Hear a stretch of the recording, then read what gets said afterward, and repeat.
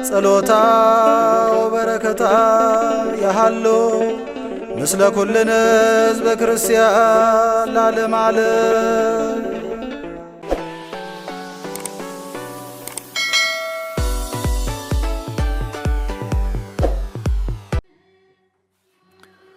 በስመ አብ ወወልድ ወመንፈስ ቅዱስ አሐዱ አምላክ አሜን።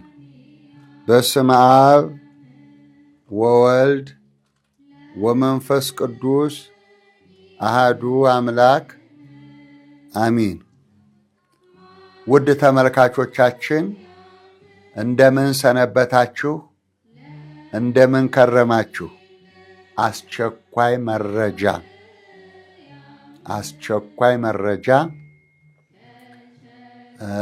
ስለ ሰይፍ መሰየፍ ስለ ሰይፍ ዛሬ እንነጋገራለን።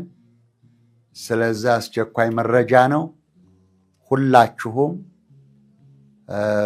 ገባ ገባ ብላችሁ ቦታ ይዛችሁ በማዳመጥ ላልሰሙ፣ ላላወቁ፣ ላልተረዱ እንድታስተላልፉልኝ እጠይቃለሁ።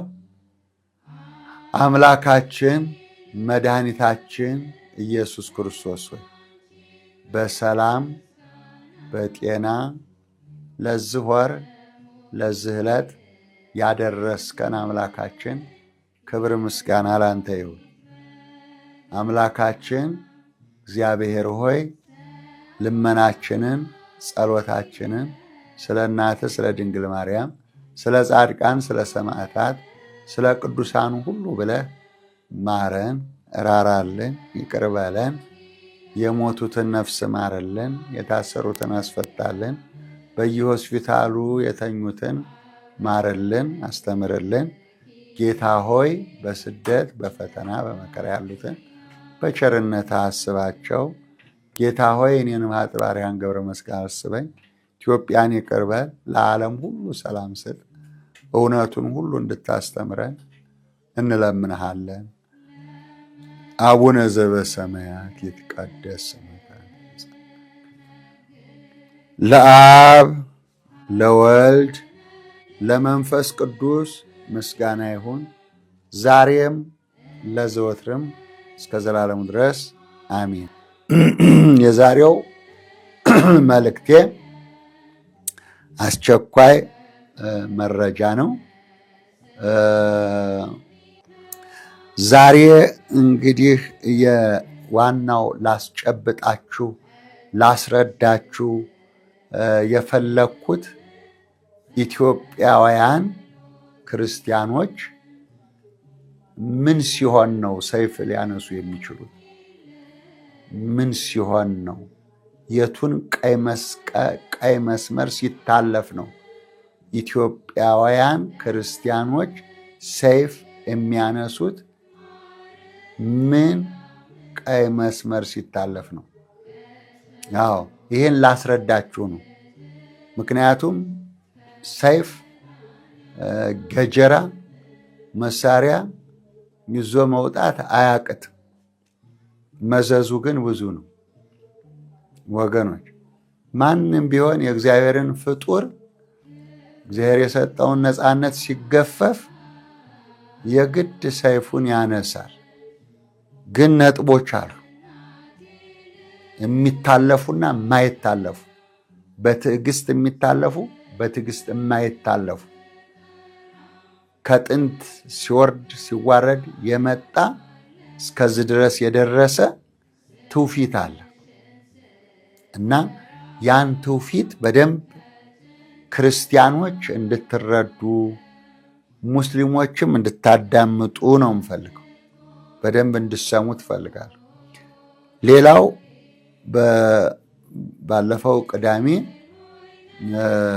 አንድ መልእክት አስቸኳይ መረጃ አስተላልፌላችሁ ነበር። ጠበቃና ጥበቃ ያስፈልገናል። ለዚህ ደግሞ በመላው ዓለም ያላችሁ ወጣቶች፣ ማዕከላውያን ጎልማሶች ለዚህ ዝግጁ መሆን ያስፈልጋችኋል።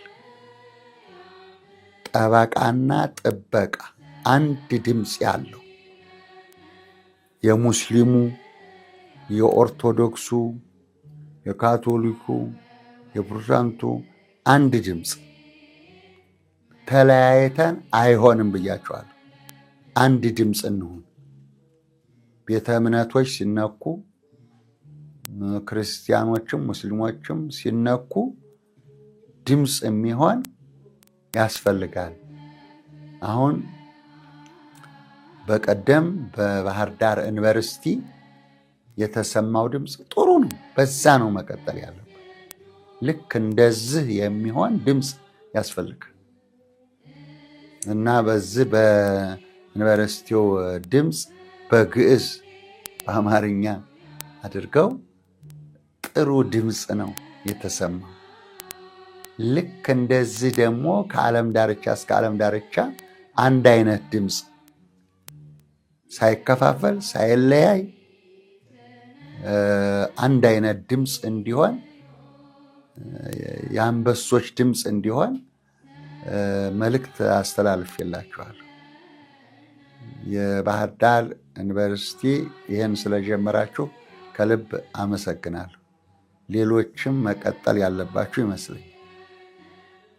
እኔ አሁን ለአንድ ጊዜ አይደለም የምፈልገው፣ ቋሚ የሆነ የወጣቶች የጎልማሶች ቋሚ የሆነ ድርጅት፣ ቋሚ የሆነ ማህበር በሁሉም ሀገር እንዲቋቋምና አንድ ድምፅ እንዲሆን፣ አስፈሪ ድምፅ እንዲሆን፣ አስከባሪ ድምፅ እንዲሆን ነው የምፈልገው እና ይቀጥሉ ለማለት ነው። ዛሬ ደግሞ የማስረዳችሁ ነገር 4 ቀይ መስመሮች አሉ። 4 የማይነኩ የማይታለፉ ለአክራሪዎች አሳልፈን የማንሰጣቸው 4 ቀይ መስመሮች አሉ። እነዚህ የ4ቱ ቀይ መስመሮች ሲያልፉ ሰይፍ ይመጣል። አዎ፣ እስላም ክርስቲያን አይልም። ልብ በሉ እና አሁን እነዚህ አራጆች፣ አሁን እነዚህ ብሔር ለይተው ሃይማኖት ለይተው ቤተክርስቲያን የሚያቃጥሉ እነዚህ አሁን ተቀላቅለው ነው። ኢትዮጵያውያን ብቻ አይደሉም። ከውጭ አለ እጅ አለ፣ የገንዘብ እጅ፣ የመሳሪያ እጅ፣ የደጋፊዎች እጅ አለ። ሁልጊዜም ያው ለቃየል የተነገረው በሰይፍ ትኖራለህ ነው። ስለዚህ የከብት ጭራ ተከትለው በሰይፍ የሚኖሩ ስራቸው ይሄ የሆነ ሰዎች አሉ። ግን እነዚህም ቢሆኑ ማንም ይሁን ማንም እነዚህን 4 ቀይ መስመሮች ማለፍ አይችሉ። ይሄን ሲያልፉ እስላም ክርስቲያኑ ይነሳል ማለት ነው። ማንም አይለቅም። ይሄን እወቁ። እነማን ናቸው እነዚህ? አንደኛው ሀገር ነው። ሀገራችን ኢትዮጵያ ናት። ልክ ካሁን በፊት እንደሆነው ሁሉ ሀገር ኢትዮጵያ ስትነካ ቀይ መስመር አልፏል። ይሄ የወታደሩም የነጋዴውም የእስላም የክርስቲያኑ የሁሉም እጅ የሚነሳበት ሰይፉ የሚነሳበት ምክንያት ነው። ስለዚህ ከመጽሐፍ ቅዱስ 2 ጥቅስ እሰጣችኋለሁ። ሰይፍ የሚነሳባቸው ምክንያቶችን ሁለት ለእያንዳንዳቸው ለአራቱ ሁለት ጥቅስ እሰጣችኋለሁ፣ ሁላችሁ እንድታውቁት ማለት ነው። አንደኛው ለሀገር ለኢትዮጵያ መጽሐፈ ኢዮብ ምዕራፍ 36 ቁጥር 12 መጽሐፈ ኢዮብ ምዕራፍ 36 ቁጥር 12 ላይ ምከሯቸው ይላል። መጀመሪያ ምከሯቸው፣ ባይሰሙ ግን በሰይፍ ይጠፋሉ፣ ያለ ዕውቀትም ይሞታሉ ይላል። ያለ ዕውቀትም ይሞታሉ። ልብ በሉ፣ መጀመሪያ የሚቀድመው ምክር ነው። ተው፣ እረፉ የሚል ማስጠንቀቂያ። ሀገር ዳር ድንበሯ እንዲነካ ማንም አይፈቅድም። ኢትዮጵያ እንደተከበረች ትኖራለች፣ በነፃነት ትኖራለች። ስለዚህ ሀገሬ ስትነካ እምታበላኝ፣ እምታጠጣኝ፣ እምታኖረኝ እቺ ሀገሬ ናት፣ በነፃነት የምኖርባት። ስለዚህ ሀገር ስትነካ ማንም አይተኛም ማለት ነው። ሀገር ስትተራመስ ማንም አይተኛም ማለት ነው። ሀገር ስትበዘበዝ ማንም አይተኛም ማለት ነው። ምክንያቱም ጠላት ሊያርድ፣ ሊሰርቅ፣ ሊያጠፋ ነው የሚመጣው። ስለዚህ ዳሯ እሳት ማሏን ገነት አርግልን የምንለው የምንጸልየው ለዚሁ ምክንያቱ። ስለዚህ ምከሯቸው፣ ባይሰሟችሁ ግን በሰይፍ ያልቃሉ። አዎ አባቶቻችን በሰይፍ አንገታቸውን ጨርሰዋቸዋል። ያለ ዕውቀትም ይሞታሉ። ለምን ብለው ይሆን ይሞቱ? ለሌብነት መጥተው፣ ለመቀማት መጥተው ይሞታሉ። ያለ ዕውቀት፣ ያለ እምነት፣ ያለ ምንም ይሞታሉ። ስለዚህ አንዱ ይሄ ነው። ሁለተኛው ለሀገር ነው። ሁለተኛው አንደኛ ቆሮንቶስ ምዕራፍ 4 ቁጥር 6 አንደኛ ቆሮንቶስ ምዕራፍ 4 ቁጥር 6 ላይ እንዲህ ይላል፣ አንዱ በአንዱ እንዳይታበይ ይላል። አንዱ በአንዱ እንዳይታበይ ከተጻፈው አትለፍ ይላል። ከተጻፈው አትለፍ የሚለውን ከኛ ተማሩ ይላል ቅዱስ ጳውሎስ። አንዱ በአንዱ ላይ እንዳይታበይ ከተጻፈው አትለፍ የሚለውን ከኛ ተማሩ። አዎ ድንበር ማለፍ፣ ድንበር መግፋት፣ ወሰን ማፍረስ ያስጠይቃል። በሰይፍ ያስመታል። በሰይፍ ስለት ያስመታል። ወገን ወንዝ ተሻግረህ በመርከብ ክንፍ የመጣ ሁሉ ወደ አገርህ ተመለስ። ወገን ከባህር ማዶ በመርከብ ክንፍ የመጡ አሉ ይላል መጽሐፍ። ተመልከቱ፣ ትንቢተ ኢሳይያስ ምዕራፍ 18 ላይ። ስለዚህ ወሰን አፍርሳችሁ አገር ጥሳችሁ ኢትዮጵያ የገባችሁ አሰልጣኞች፣ አራጆችና አሳራጆች ማንም አይፈቅድላችሁ። በዚህ ላይ እስላም ክርስቲያን ትዕግስት የለውም።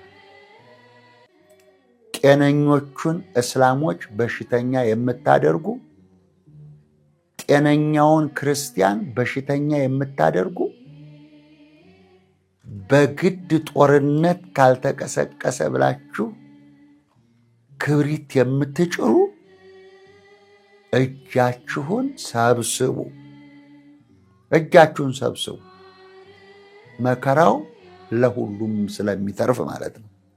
ስለዚህ የኢትዮጵያ ክርስቲያኖች ሁሉንም የኢትዮጵያ ሕዝብ እንደ ንብ የሚነሳበት አገሩ ስትነካበት እንደ ንብ ይሰፍርባታል፣ ይጠብቃታል ሌሊትና ቀን። እሱ ብቻ አይደለም፣ እግዚአብሔር ይጠብቃታል። አያንቀላፋ፣ አይተኛም። አንዱ ይሄ ነው። ሀገር ስትነካ ሰይፉ ይመጣል። ሁለተኛው ደግሞ ቤተ ክርስቲያን ስትወረር፣ ቤተ ክርስቲያን ስትወረር ቤተ ክርስቲያን ስትወረር ሰይፍ ይመጣል። አሳያችኋል። ቤተ ክርስቲያንን መውረር፣ ቤተ ክርስቲያን የምንለው ሶስት ናቸው። ቤተ ክርስቲያን የምንላቸው ሶስት ናቸው። አንደኛው ቤተ ክርስቲያን ማለት ሰው ነው። ሁለተኛው አንድነት ጉባኤ ነው። ሶስተኛው ደግሞ ህንፃው ነው፣ ቤተ መቅደሱ ነው። ቤተ ክርስቲያን ስንል ሶስቱን ያሟላሉ። አንድ ሰው፣ እናንተ የእግዚአብሔር ቤተ መቅደስ ናችሁ። አንደኛ ቆሮንቶስ ምዕራፍ 3 ቁጥር 16 እናንተ የእግዚአብሔር ቤተ መቅደስ ናችሁ። ቤተ ክርስቲያን ማለት ሰው ነው፣ የመጀመሪያው አንደኛ። ሁለተኛ በቤተ ክርስቲያን ውስጥ ተሰባስበን በአውደ ምሕረት የምናደርገው ስብስብ ትምህርት ቤተ ክርስቲያን ይባላል። ሶስተኛው ደግሞ የምንሰባሰብበት ህንፃው ቤተ ክርስቲያን ይባላል። ህንፃው ቤተ ክርስቲያን ይባላል። በዚች ቤተ ክርስቲያን ውስጥ ማምለክ አትችልም። እግዚአብሔርን በዚህ ቤተ ክርስቲያን ውስጥ ማምለክ አትችልም። በዚህ ቤተ ክርስቲያን ውስጥ መስገድ አትችልም፣ መጸለይ አትችልም፣ መቀደስ አትችልም። አምላክህን በዚህ ቤተ ክርስቲያን ውስጥ ማምለክ አትችልም ተብሎ ቤተ ክርስቲያን ስትወረር ሰይፍ ይመጣል። ክርስቲያኖች እጃቸውን ያነሳሉ፣ ሰይፋቸውን ያነሳሉ። እንየው የማቴዎስ ወንጌል ምዕራፍ 26 ቁጥር 52 የማቴዎስ ወንጌል ምዕራፍ 26 ቁጥር 52ን በደንብ አርጉና አንብቡት። ሰይፍ የሚያነሱ ሁሉ ይላል። ሰይፍ የሚያነሱ ሁሉ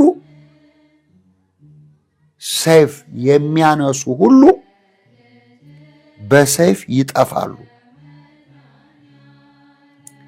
ሰይፍ የሚያነሱ ሁሉ በሰይፍ ይጠፋሉና ሰይፍህን መልስ ነው ያለው ጌታ ኢየሱስ ክርስቶስ። ስለዚህ በቤተ ክርስቲያኗ ላይ ሰይፍ ያነሱ ሁሉ በሰይፍ ይጠፋሉ። ምክንያቱም መተውባታል፣ ወረዋታል፣ አቃጥለዋታል። ስለዚህ ማንም ዝም ብሎ ተኝቶ ቤተ ክርስቲያኑ ሲቃጠልበት ማምለኪያ ሲያጣ ሜዳ ሲወድቅ የሚያይ ማንም የለም። ስለዚህ ነው ጌታ ኢየሱስ ክርስቶስ ሰይፍ የሚያነሱ ሁሉ በሰይፍ ይጠፋሉ ነው ያለው። በቃ በሰይፍ ይጠፋሉ። በደንብ አዳም፣ በሰይፍ ይጠፋሉ።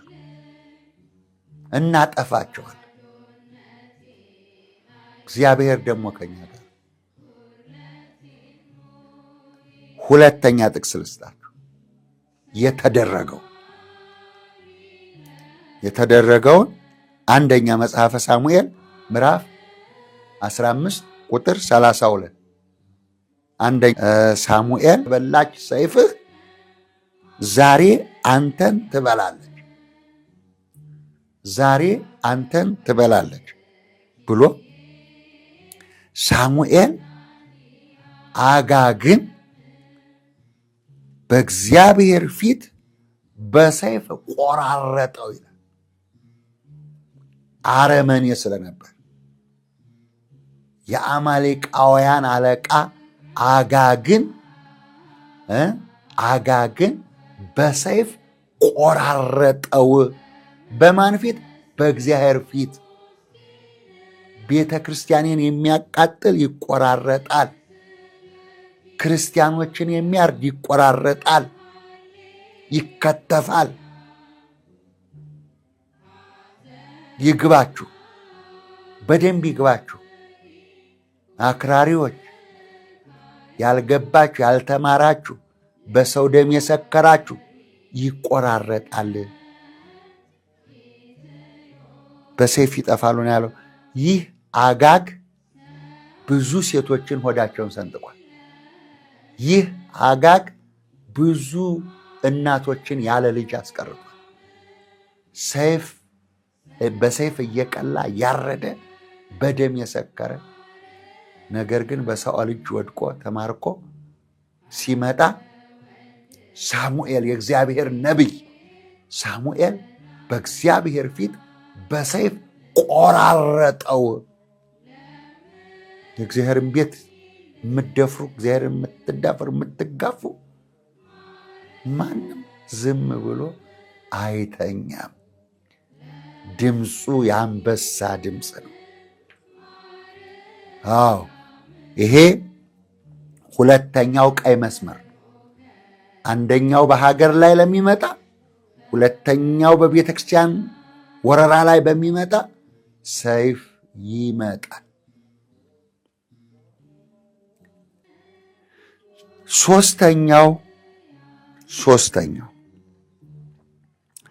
ሶስተኛው ደግሞ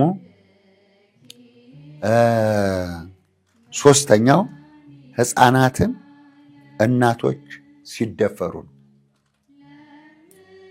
እናቶችንና ሕፃናትን የሚደፍር ወራሪ፣ እናቶችንና ሕፃናትን የሚደፍር ወራሪ ሲነሳ ቀይ መስመር። እሱንም ሁለት ጥቅስ ይሰጣችኋል።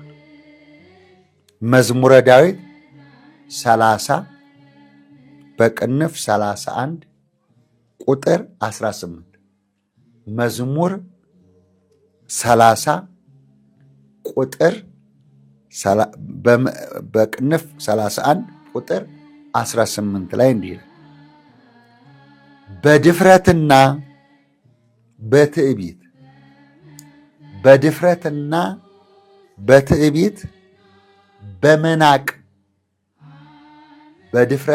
በትዕቢት በመናቅ በጻድቃን ላይ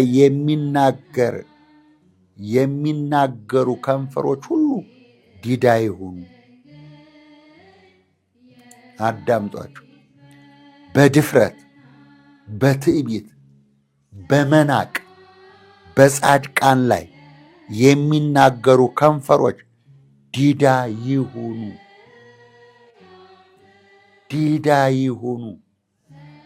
ሴቶችን የሚደፍሩ፣ ሕፃናትን በትዕቢት በድፍረት የሚወሩ የሚማርኩ አፄ ምኒልክ አዋጅ ሲያውጁ ሀገርህን አስደፍረህ ሃይማኖትህን ለውጠህ ቤተሰብህን በትነህ ባገኘ አልለቅህም፣ ለዚህም ምስክሬ ማርያም ናት አሉ። ለሚስትህ ለልጆች ስትል ተነስ ነው ያሉ። ስለዚህ ሚስትህ የምትደፈርበት፣ እህትህ የምትደፈርበት፣ ልጅህ የምትደፈርበት፣ ልጅህ የሚወሰድበት፣ ሚስትህ የምትማረክበት፣ ማንም በሚስቱ በልጁ አይደራደርም። ስለዚህ በሰይፍ እየቀላ ዲዳ ያደርገዋል፣ መላሱን ይቆርጠዋል፣ ዲዳ ያደርገዋል። በልጅ የተመጣ፣ በሚስት የተመጣ፣ በአገር የተመጣ፣ በሃይማኖት የተመጣ ብሎ ምላሱን እየቆረጠ ዲዳ ያደርገዋል። ይሄ እንዲገባችሁ፣ ለአክራሪዎች እንዲገባችሁ ሁለተኛ ጥቅስ ልስጣችሁ። ትንቢተ ሕዝቅኤል ምዕራፍ 18 ቁጥር 10 ሁለተኛ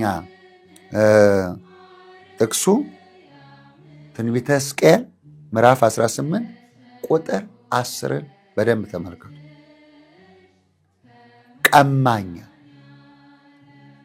ቀማኛ፣ ደም አፍሳሽ፣ ቀማኛ፣ ደም አፍሳሽ፣ ደፋሪ ቢሆን ወይም ቢሆንና ቢመጣ እርሱ በሕይወት አይኖርም፣ ይሞታል።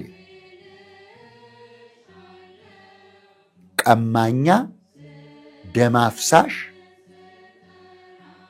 ደፋሪ ቢሆንና ቢመጣ እርሱ በሕይወት አይኖርም ይላል። በሕይወት አይኖርም። ሚስቱን ስትቀማው፣ ልጁን ስትቀማው፣ ማምለኪያ ስታሳጣው፣ ቤቱን ስታቃጥልበት፣ ቤተክርስቲያኑን ስታቃጥልበት፣ ያለ ወላጅ ያለ አሳዳጊ ልጆቹ ሲቀሩ፣ ሚስቱ መበለት ስትሆን ማንም አይለቅ።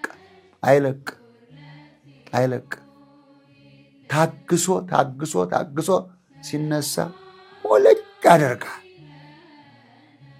አያተርፍ። ተጠንቀቅ። አራተኛውና የመጨረሻው ሶስቱ ቀይ መስመሮች ነግሬያቸው፣ እነኚህ ሲታለፉ ቀይ መስመሮች ናቸው። እነዚህ የሀገር፣ የሃይማኖት፣ የህፃናትና የእናቶች ቀይ መስመሮች ሲታለፉ፣ አራተኛው የመኖር ህልውናውን ሲያጣ፣ የመኖር ነፃነቱን ሲያጣ። አንድ ሰው የመኖር ህልውና አለው፣ የመኖር ነፃነት አለው። ያንን ስታሳጣው ሰይፍ ይመጣል። የያዝከው ሰይፍ ይጨርሳል። ባንተው በራስ ሰይፍ ታልቃል። ጥቅሶቹን ልስጣችሁ። የመኖር ህልውናውን ያጣ ሰው ሰይፍ ያነሳል። ወደ ገላትያ ሰዎች ምዕራፍ 5 ቁጥር 1 ወደ ገላትያ ሰዎች ምዕራፍ 5 ቁጥር 1 ላይ በነፃነት ይላል። ልብ በሉ። በነፃነት ልትኖር ክርስቶስ ነፃነት አወጣን ይላል። በነፃነት ልንኖር ክርስቶስ ነፃ አወጣን። በደንብ አዳምጡ። ይህንን ነው የከለከልከው። በነፃነት ልንኖር ክርስቶስ ነፃ አወጣን። እንግዲህ ጸንታችሁ ቁሙ። እንግዲህ ጸንታችሁ ቁሙ። በባርነት ቀንበር አትያዙ። በፍጹም በባርነት ቀንበር አትያዙ። ወደ ኋላ እንመለስ። ክራችንን በጥሰን ሃይማኖታችንን ለውጠን ወደ ኋላ አንመለስም። ምክንያቱም ነፃነት ሰጥቶናል። የመኖር ህልውና፣ የማምለክ ህልውና አለ። ሰው በሰውነቱ ሃይማኖት ተውና፣ ሰው በሰውነቱ ይከበራል። ሰው በሰውነቱ ይከበራል። ሰው በመሆኑ ብቻ ይከበራል። ማምለኪያውን ታቃጥልበታለህ፣ ታርደዋለህ። መኖር አትችልም ነው። በሀገሩ፣ በወገኑ፣ በእምነቱ ከመጣህበት የለም። ሰይፍ ያነሳ በሰይፍ ይሞታል። ስለዚህ ቅዱስ ጳውሎስ በነፃነት ልትኖሩ ክርስቶስ ነፃ አወጣን፣ አውጥቷችኋል። እንግዲህ ጸንታችሁ ቁሙ፣ በባርነት ቀንበር መያዝ የለም። በባርነት ቀንበር መያዝ የለም። ወደ ባርነት ልታገባን፣ ወደ ባርነት ልትመልሰን እስከ ሞት ድረስ የታመንክሁን ራዕየ ዮሐንስ ምዕራፍ 2 ቁጥር 10 ራዕየ ዮሐንስ ምዕራፍ 2 ቁጥር እስከ ሞት ድረስ የታመንክሁን የሕይወት አክሊል እሰጥሃለሁ። አንገታችን እየተቀላ የብርሃን አክሊል ያደረግን ወደ መንግሥተ ሰማያት እንገባለን እንጂ ወደ ባርነት አንመለስም።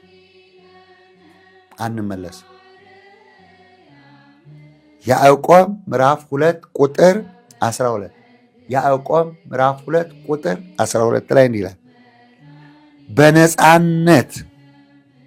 በነፃነት ሕግ ፍርድን ይቀበላሉ ይላል። በነፃነት ሕግ ፍርድን ይቀበላሉ ይላል። ሰዎች እግዚአብሔርን ፈርተው ይኖራሉ እንጂ ሰውን ፈርተው አይኖሩም። እግዚአብሔርን ፈርተን እንኖራለን እንጂ ሰውን ፈርተን አንኖርም። ተመለሱ እንዳትደመሰሱ፣ ተመለሱ እንዳትደመሰሱ። እንዲህ ሰው በአገሩ ነፃነት ካጣ፣ ሰው በአገሩ ተደፈረ፣ ሰው በአገሩ እንዳይኖር ከተደረገ መጥረቢያውም ይነሳል፣ ሰይፉም ይነሳል፣ ጥይቱም ይተኮሳል። የሸማቂ ሁሉ ከየአገሩ የተጠራቀመ ሁሉ መቀበሪያ እንኳን አያገኝ፣ መቀበሪያ አያገኝ። ክርስቲያኖች ታጋሾች ናቸው። ጥንታውያን ሙስሊሞች ታጋሾች ናቸው። ዛሬ ተበርዘዋል። እነሱም መከራ እያዩ ነው። ሁለት አይነት ሙስሊም፣ አንዱ ሰው ገዳይ፣ አንዱ ሰው አክባሪ። ሁለት አይነት ሙስሊም፣ አንዱ ሰው ገዳይ፣ አንዱ ሰው አክባሪ። አንዱም አብሮ መኖር የሚፈልግ፣ አንዱ ደግሞ ብቻውን መኖር የሚፈልግ። አንዱ አውሬ፣ አንዱ ሰው ሆኖ መኖር የሚፈልግ። ስለዚህ የሚጠቅመው አንድነት ነው። የሚጠቅመው ፍቅር ነው። የሚጠቅመው መከባበር ነው እንጂ አሁን ኢትዮጵያውያን ክርስቲያኖች እጃቸውን ሰይፋቸውን ካነሱ አንድ ቀን ሙሉ አይጨርሱም። በአንድ ቀን እንዲህ ኢትዮጵያውያን ዝም ስላሉ፣ ኢትዮጵያውያን ስለታገሱ፣ ስለቻሉ ከየትም እየመጡ እየተጠራቀሙ መብት የለህም የመኖር መሞት አለብህ ብለው ከፈረዱበት ይኸውላችሁ ነግሬያችኋል። ነቢዩ ሳሙኤል በእግዚአብሔር ፊት ቁጥርጥርጥ እንዳደረገው እኛም በእግዚአብሔር ፊት ቁጥርጥ እያደረግን እንጥለዋለን።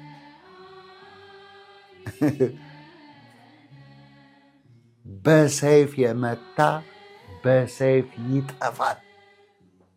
ሾተልህን መልስ፣ ሰይፍህን መልስ፣ አርፈህ ተቀመጥ፣ አትነካካው፣ አትቆስቁሰው፣ አትቆስቁሰው። ኢትዮጵያዊ ነው፣ ሃይማኖት አለው፣ አገር አለው፣ ርስት አለው፣ መኖር ይፈልጋል። አትነካካው። ከፖለቲካ ጋር ጉዳይ የለው፣ ከፖለቲካ ጋር ጉዳይ የለው። ወገን ምንም የማያውቅ ገበሬ፣ ምንም የማያውቅ ነጋዴ፣ ምንም የማያውቁ ሕፃናት፣ ምንም የማያውቁ ሴቶች፣ ምንም የማያውቁ ክርስቲያኖች ተውን፣ አትረዱን፣ አትግደሉን። ይሄ ለኢትዮጵያ ብቻ አይደለም፣ ለመላው ዓለም ስሙልኝ፣ አድምጡኝ። ወይስ የክርስቲያን ጦርነት እንዲነሳ የምፈልጋችሁ ነው? ምንድን ነው የተፈለገው? ምንድን ነው? አንድ ሰው የፈለገውን ማምለክ ይችላል። አንተ የፈለግከውን ማምለክ አትችልም፣ እኔ ያዘዝኩን ብቻ ታመልካለህ የሚል በዓለም ላይ የለም። በዓለም ላይ የለም። ስለዚህ በክርስትና እምነት ኦርቶዶክስም ይሁን ካቶሊክም ይሁን ፕሮቴስታንትም ይሁን ጤነኞች እስላሞች፣ ጤነኞች ደም የሌለባቸው ንጹህ እስላሞች አሉ። እነዚህ ሁሉ በአንድነት ከወጡ ይሄ ተደብቆ ፊቱን ተጠቅሎ እንዳይታወቅ እየተሹለከለከ የሚኖር ነፍሰ ገዳይ መቃብር አያገኝ። ኢትዮጵያውያን እኮ ነን እኛ፣ ኢትዮጵያውያን ነን ነው የምላችሁ። ኢትዮጵያውያን ደግሞ አትልፈስፈሱ። ኢትዮጵያውያን ደግሞ አትከፋፈሩ። ኢትዮጵያውያን ደግሞ ኢትዮጵያዊ ሁኑ።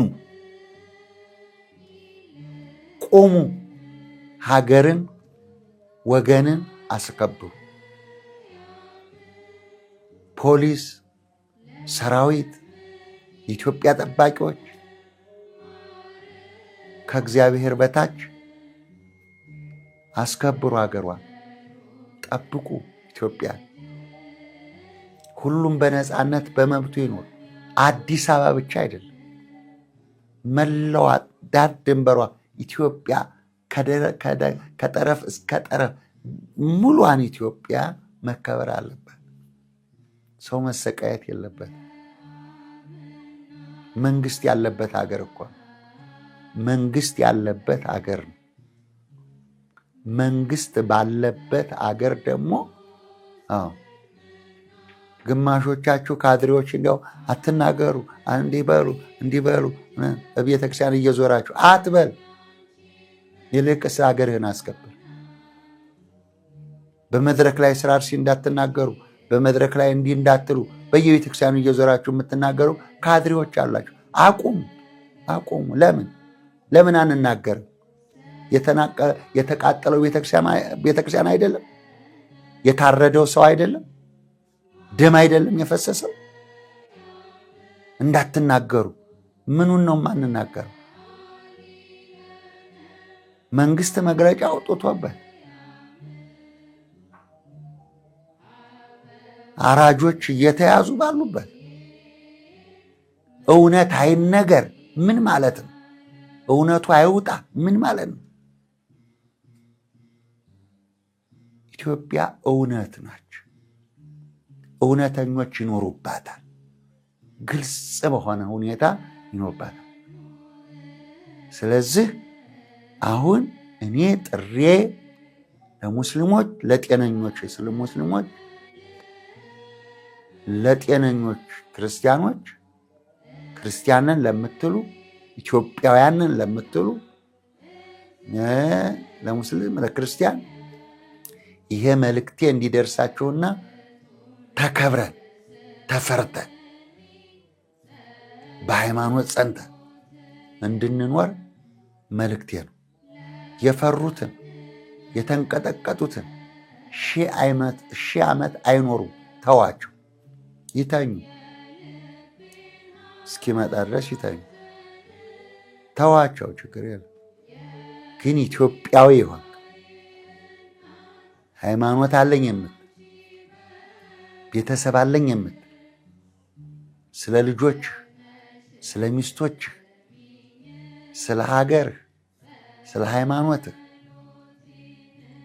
የአባቶችህ አጽም ይወጋል። ዝም ብትል አጽማቸው ሹህ ሆኖ ይወጋል። ደማቸው እሳት ሆኖ ያቃጥላል። አጥንታቸውን ከስክሰው ደማቸውን አፍስሰው ያቆዩት ሀገር፣ ያቆዩት እምነት፣ ያቆዩት አንድነት፣ ያቆዩት ህብረት ብትፈርስ አትኖር። ስለዚህ እናቶቼ፣ አባቶቼ፣ እህቶቼና ወንድሞቼ የዛሬው አስቸኳይ መረጃዬ ሼር አድርጉልኝ፣ ለሁሉም አድርሱልኝ። ስንታረድ ዝም አንልም የሚለውን ከነጥቅሱ ከነማስረጃው አስተላልፌላችኋለሁ። አመሰግናለሁ። ለዛሬው ደህና ሁኑ።